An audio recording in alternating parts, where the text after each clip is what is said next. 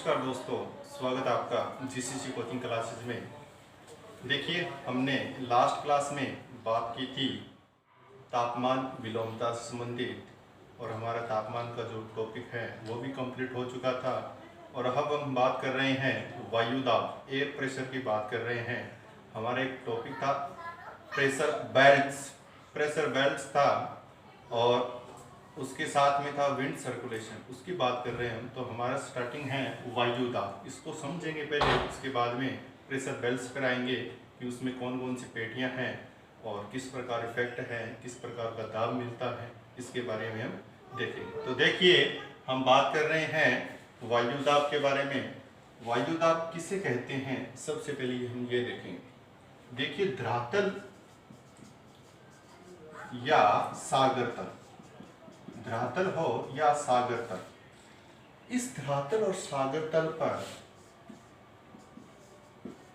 इसके क्षेत्रफल, धरातल हो या सागर तल, इसके क्षेत्रफल, कितना क्षेत्रफल प्रति इकाई के रूप में, प्रति इकाई, वो प्रति इकाई हो सकता है वर्ग इंच हो सकता है या वर्ग गज भी हो सकता है, वर्ग सेंटीमीटर भी हो सकता है, कुछ भी आप प्रति इकाई ले सकते हो।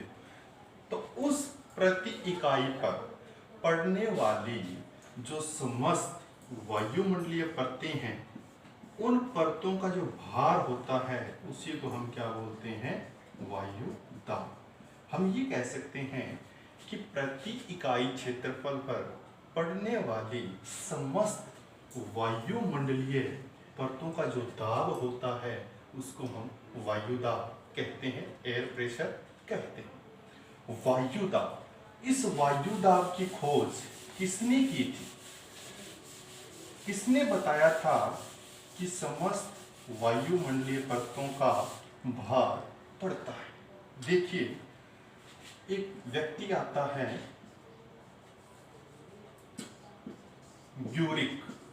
ग्यूरिक ने इस वायु दाब को सबसे पहले डिफाइन किया, बताया कि वायु दाब किसे कहते हैं, क्या होता है, और कब बताया इसने, 1651 में ग्यूरिक ने इस वायु दाब के बारे में बताया। अब इस वायु दाब का जो मापन है, वो मापन किस यंत्र के द्वारा किया जाता है, वायु दाब का मापन, वायु दाब का मापन किया जाता है बैरोमीटर। याद रखना, बैरोमीटर के द्वारा वायु दाब का मापन किया जा सकता है। एंड्रॉइड बैरोमीटर भी होता है, एक मर्करी बैरोमीटर भी होता है। अगर कोई सा भी हो तो वो वायु दाब के मापन के लिए सही। तो वायु दाब का जो मापन है वो किसके द्वारा किया जाता है, बैरोमीटर के द्वारा किया जाता है। इस बैरोमीटर की जो खोज है वो खोज किसके द्वारा की गई, टेरासेली नाम का एक व्यक्ति था, उसने इस बैरोमीटर की खोज की थी। कब की थी, 1643। तो यह एक कंट्रोवर्सी दिखाई दे रही। 1651 में वायु दाब के बारे में पता चला, जो यंत्र बना है मापने का, वायु दाब मापने का, वो कहाँ है, कब है, 1643। तो जो टेरासेली के द्वारा वायु दाब मापने का यंत्र बनाया गया था वो एग्जैक्ट इसके अकॉर्डिंग नहीं था, बाद में इसके अंतर्गत संशोधन हुआ था और उसके बाद में ये जो वायु दाब बना वो इसी के अकॉर्डिंग बैरोमीटर बनाया गया था।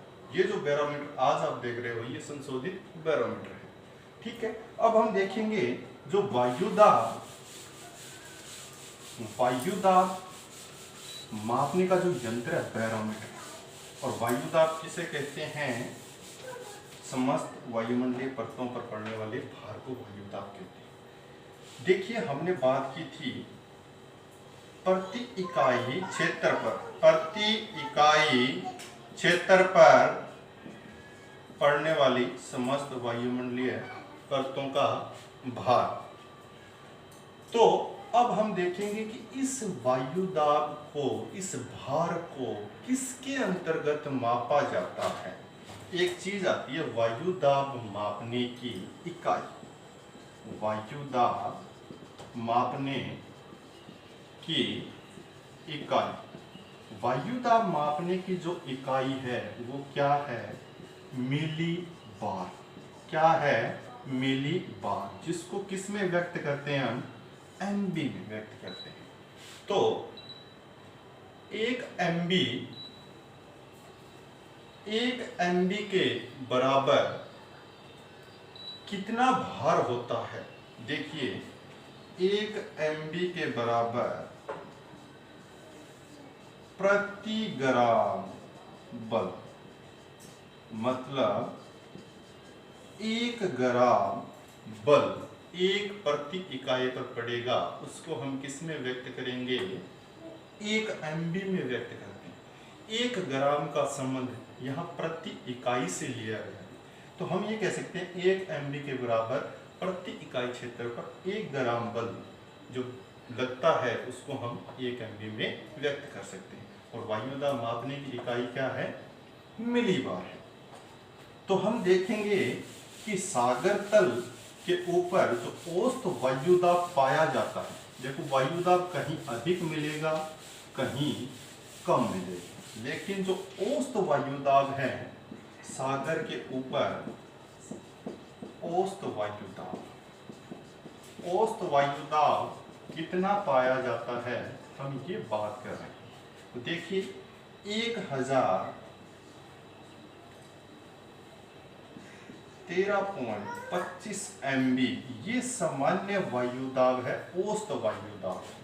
अगर यहाँ इकाई MB में है तो कितना दाब बताया? 1013.25 MB। कई बार क्या होता है, यहाँ ये जो इकाई है ये बदल जाती है। जैसे हम बात करेंगे 29.92 इंच की बात करेंगे तो किस में आ जाएगा? 29.92। अब देखिए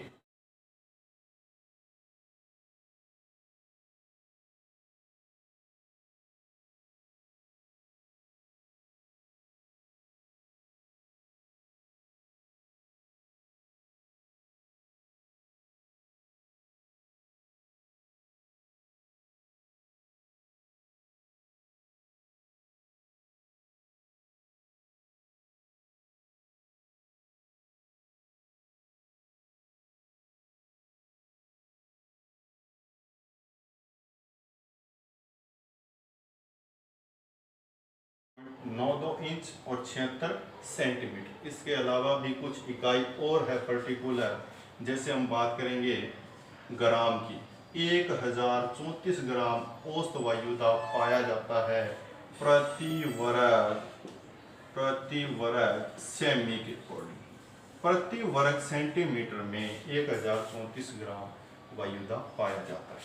14.7 पौंड वायु दाब पाया जाता है प्रति वर्ग इंच में। तो ये सारे के सारे जो जितनी भी मापनी है ये इक्वल है, ये इसके इक्वल है, ये भी इसके इक्वल है, ये भी इसके इक्वल, सब समान है, लेकिन सब की इकाई क्या है? अलग अलग है। इकाई अलग अलग होगी तो वायु दाब भी क्या होगा? अलग अलग होगा। लेकिन ये सब औसत रूप में है। अगर हम सेंटीमीटर की बात करेंगे 76 सेंटीमीटर, इसका अर्थ क्या होगा? 1013.25 MB। अगर हम इसका अर्थ MB में लेंगे तो कितना होगा? 1013.25। इसका अर्थ MB में लेंगे तो भी यही होगा। तो जो औसत वायु दाब है वो कितना है? 1013.25 MB। अब हम देखेंगे इसको जो प्रभावित करने वाले कारक हैं, इसको वायु दाब को प्रभावित करने वाले कारक कौन कौन से कारक हैं जो वायु दाब को प्रभावित करते हैं? नंबर 1, सबसे पहले सबसे इंपॉर्टेंट क्या है? तापमान। तापमान क्या होगा? अधिक होता है वहां वायु दाब कम। हम ये कह सकते हैं कि ये हाई टेम्परेचर है, यहाँ हमेशा वायु दाब कम मिलेगा। यहाँ लो टेम्परेचर है, यहाँ वायु दाब हमेशा ज़्यादा मिलेगा। हाई टेम्परेचर और low pressure, low temperature high pressure क्यों मिलता है? देखिए कैसे मिलता है।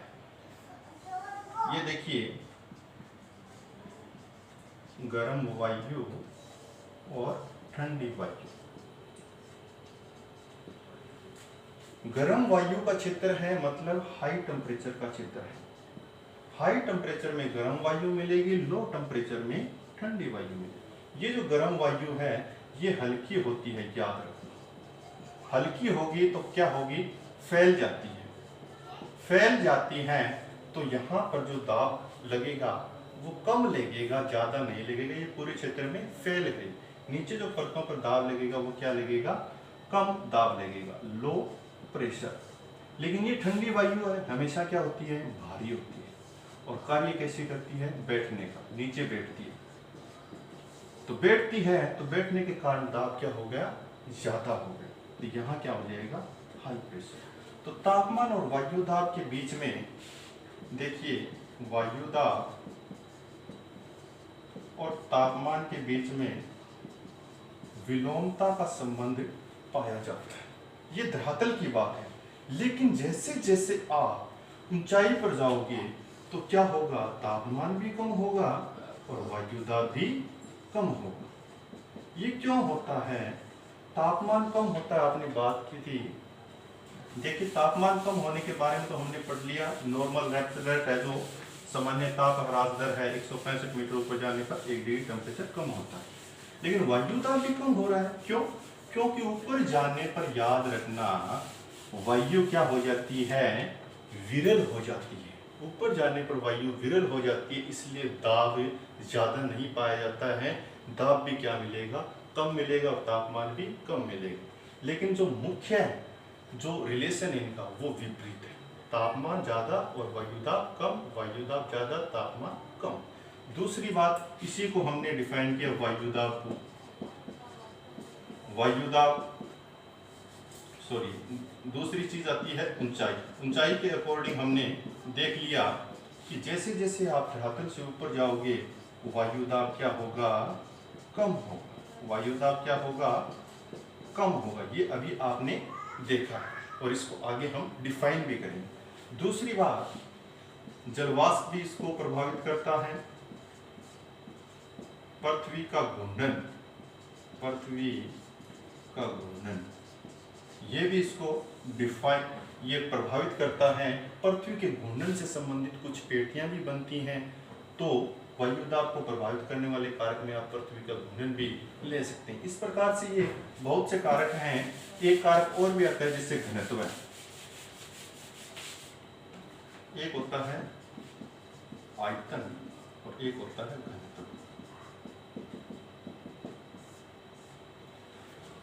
आयतन और वायु दाब का हमेशा विपरीत संबंध होता है। देखिए, ये पूरी क्षेत्र में कोई आयतन है, फैला हुआ है, तो जब ज्यादा क्षेत्र में फैलेगा तो भार क्या हो जाएगा?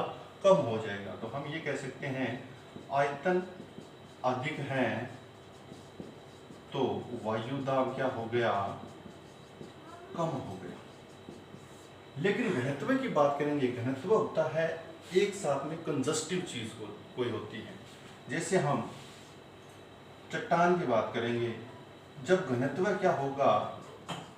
अधिक होगा, कंजस्टिव अधिक होगा, ज्यादा संपीड़ित होगा, तो वायु दाब भी क्या होगा? अधिक लगेगा।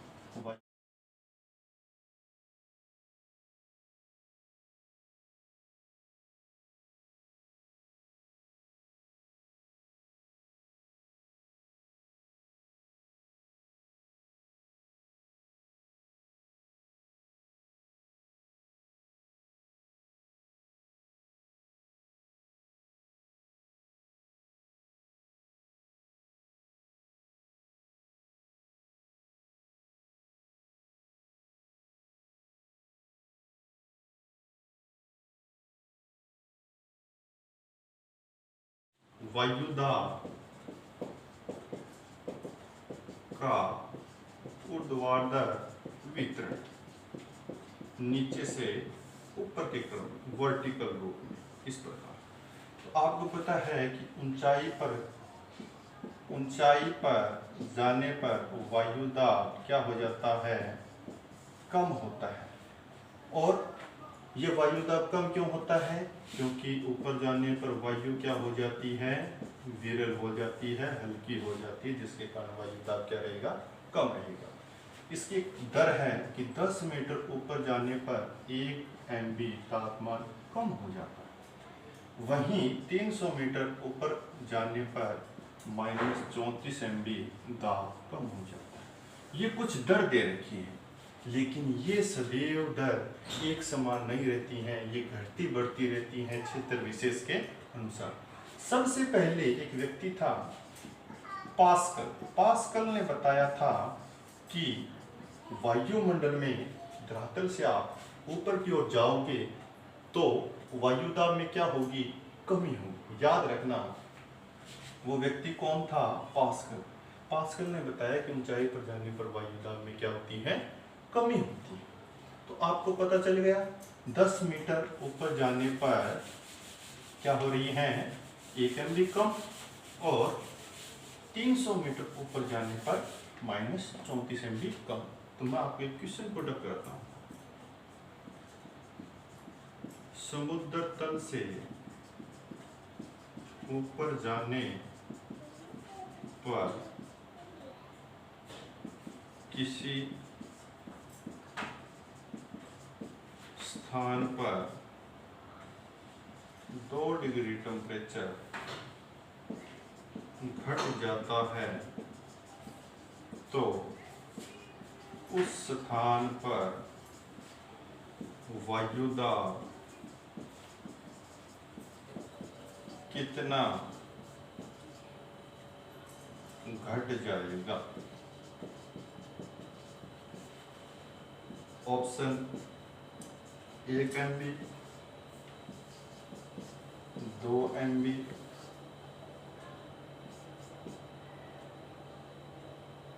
22 MB और दिया था आपका 35 MB। ये क्वेश्चन है कि समुद्र तल से ऊपर जाने पर कोई स्थान है जहां पर 2 डिग्री टेम्परेचर कम हो गया, उसी स्थान पर हमें यह बताना है कि वहां पर वायु दाब कितना कम हो जाएगा। ये आपके 4 ऑप्शन हैं, आप मुझे कमेंट बॉक्स में बताएंगे कि इसका आंसर क्या होगा। आगे देखिए, ऊर्ध्वाधर की बात कर ली हमने, अब हम बात करेंगे इसके वायु दाब के क्षैतिज वितरण के बारे में। देखेंगे कि क्षैतिज वितरण किस प्रकार से प्रभावित होता है। क्षैतिज वितरण की बात करेंगे तो क्षैतिज वितरण में हम देख रहे हैं अक्षांशों के अकॉर्डिंग कितना कितना कैसे कम होता है। तो सबसे पहले हम एक चीज ले रहे हैं कि वायु दाब दिन के समय में देखेंगे बढ़ने का समय और वायु दाब घटने का समय कब होता है। देखिए, वायु दाब बढ़ेगा, टेम्परेचर क्या होगा, कम होगा। वायु दाब यहाँ बढ़ रहा है, टेम्परेचर क्या हो रहा है, कम हो रहा है। कब होता है कम, देखिए टेम्परेचर कम कब होता है, सुबह 4 बजे से लेकर सुबह 10 बजे तक। उसके बाद में हम शाम की बात करते हैं, शाम को 4 बजे से लेकर और 10 बजे तक टेम्परेचर क्या होता है, कम होता है। अब हम देखेंगे कि देखिए सुबह 4 बजे से लेकर टेम्परेचर क्या हो गया, कम हो गया 10 बजे तक। उसके बाद में शाम को 4 बजे से और 10 बजे तक क्या हो रहा है, टेम्परेचर कम हो रहा है। अर्थात हम ये कह सकते हैं कि वायु दाब क्या हो रहा है, बढ़ रहा है। वहीं हम बात कर रहे हैं कि वायु दाब घटेगा कब, जब तापमान ज़्यादा हो। तापमान ज़्यादा होगा, हाई टेम्परेचर होगा तो वायु दाब क्या हो जाएगा, घट जाएगा, लो प्रेशर। तो 10 बजे से लेकर 4 बजे तक और फिर 10 PM से लेकर सुबह के 4 बजे तक। ये एक दैनिक दैनिक उतार चढ़ाव है। एक दिन के अंतर्गत इस प्रकार से वायु दाब घटता है और बढ़ता है। और ये जो वायु दाब घटता है बढ़ता है, इस उतार चढ़ाव को हम वायु दाब उच्चावच कहते हैं। और ये जो पैमाना लिया गया है, ये कहाँ पर लिया गया है? ये विषुवत रेखा पर लिया गया है। और ये जो उतार चढ़ाव है विषुवत रेखा से ध्रुव की ओर क्या होता चला जाता है? कम होता चला जाता है। ये उतार चढ़ाव विषुवत रेखा से आप जैसे ध्रुव की ओर जाओगे कम होता चले जाएगा। और एक स्टेटमेंट भी है कि 60 डिग्री अक्षांश के बाद में दैनिक उतार चढ़ाव नहीं देखा जाता है। 60 डिग्री अक्षांशों के बाद में ध्रुव की ओर दैनिक उतार चढ़ाव नहीं देखा जाता। तो ये थी क्षैतिज वितरण की बात। अब हम बात कर रहे हैं कि वायु दाब जब कम ज्यादा होता है, उस समय कौन से मौसमी परिवर्तन होते हैं? देखिए, सबसे पहले हम देख रहे हैं कि वायु दाब जब बढ़ता है या बढ़ते वायु दाब का सूचक क्या होगा? तो हमेशा याद रखना, जब वायु दाब बढ़ेगा तो मौसम शांत व स्थिर होगा। और याद रखना, वायु दाब बढ़ रहा है, हाई प्रेशर बढ़ रहा है, तो कौन सा मौसमी परिवर्तन होगा? हाई प्रेशर होता है प्रति चक्रवात। तो जब वायु दाब बढ़ रहा है तो मौसम शांत व स्थिर होगा। और कैसी अवस्था होगी? प्रति चक्रवात। और वायु दाब घट रहा है, घटता वायु दाब किसको सूचित करेगा? अशांत या हम कह सकते हैं अस्थिर मौसम। और ये सूचित करता है हमेशा चक्रवात को, क्योंकि चक्रवात के केंद्र में क्या होता है? लो प्रेशर होता है। अब क्या होता है कि अचानक से वायु दाब घट जाता है। अचानक वायु दाब क्या हो जाएगा? कम होता है। अचानक से वायु दाब घटता है तो उस समय किसको सूचित करता है? आंधी और तूफान। ये कुछ 3 कंसेप्ट थी, लेकिन कई बार क्या होता है, पहले घटता है, फिर बढ़ता है, फिर घटता है। इस प्रकार का अगर कोई वायु दाब का सूचित करने वाला मिलता है तो वो कौन सा कारक है? वो होता है वर्षा।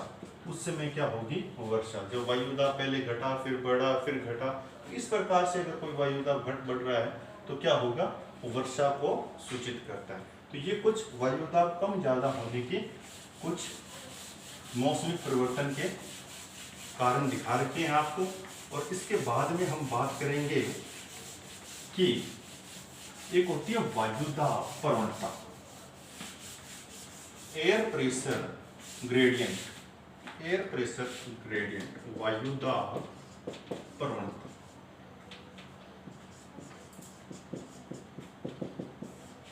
वायु दाब प्रवणता किसे कहते हैं? देखिए, समदाब रेखा, कल हमने बात की थी समताप रेखाओं, आज हम बात कर रहे हैं समदाब रेखा। समताप रेखा तो होती है आइसोथर्म्स, इसको बोलते हैं आइसोबार। क्या बोलते हैं? आइसोबार। समान दाब वाले स्थानों को मिलाने वाली रेखा समदाब रेखा। तो ये जो समदाब रेखाएं हैं, मान लो ये 990 MB की समदाब रेखा है, ये 1000 MB की समदाब रेखा है। एक मैं यहाँ पर लिख रहा हूँ, ये 990 MB की, ये 1000 MB की, ये 1010 MB की और ये 1020 MB। ये कुछ समदाब रेखाएं लिखी। तो 2 समदाब रेखाएं या परस्पर जो समदाब रेखाएं होती हैं, उनके अंदर जो वायु दाब में अंतर मिलता है, उस अंतर को हम प्रदर्शित करते हैं उसकी दिशा से और उसके दर में परिवर्तन से। जब समदाब रेखाएं परस्पर जो दूरियां होती हैं, जैसे ये 990 MB है और ये 1000 MB है, परस्पर दूरियों में जो वायु दाब में अंतर होता है, यहाँ 10 दोनों समदाब रेखाओं के बीच में 10 MB का अंतर आ है। तो ये जो वायु दाब में अंतर होता है, ये एक तो होता है दिशा के अकॉर्डिंग। दिशा कैसी है? लंबवत। याद रखना हमेशा लंबवत, या इसको हम कह सकते हैं समकोण।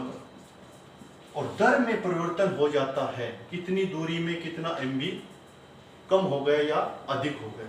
तो दर में परिवर्तन होता है और दिशा भी देखी जाती है। तो इसको हम क्या बोलते हैं, इस दर में परिवर्तन और दिशा के अकॉर्डिंग जो वायु दाब में अंतर होता है तो उसको वायु दाब प्रवणता बोलते हैं। और ये जो वायु दाब प्रवणता है, ये जब समताप रेखाएं पास पास में होती हैं तो वायु दाब प्रवणता अधिक होगी।